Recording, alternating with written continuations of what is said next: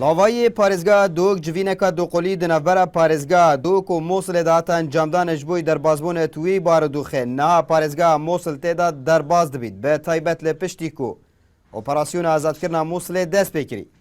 Parêzgerê Mosul û serokê encûmen jî dibêjin qerdarên parêzgeha Dûkîn û dem hat vî qerî lê ser milên xwe rakeyn.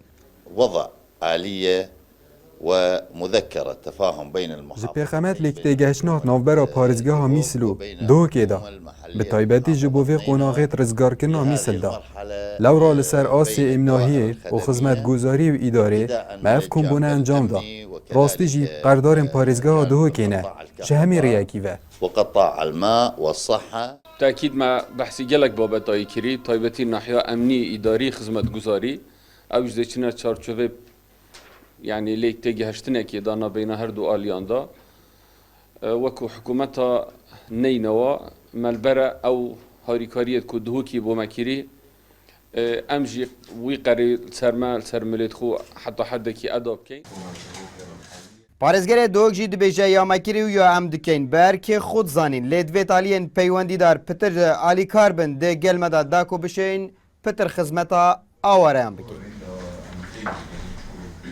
مەبەست ji vê kombûnê hemahengî û hevkarî hebîtin em bişên kaça wekû îdara parêzgeha Duhokê hikûmeta Herêma Kurdistanê piştevaniyê li îdara parêzgeha Neynewa bikeyn rêveberiyê twa ji bo hindê ku bişên xizmet guzariya bo wî xelkî pêşkêş bikeyn her wasa pêdivî ew jî li gel me hevkar bin û harîkar bin û hemahengiyê bikin.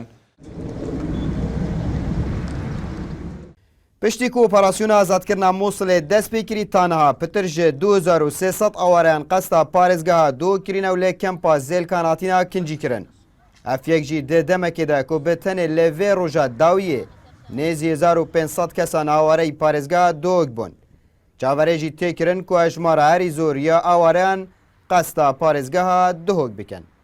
Abdusamet Rêkanî, NRT, Duhok.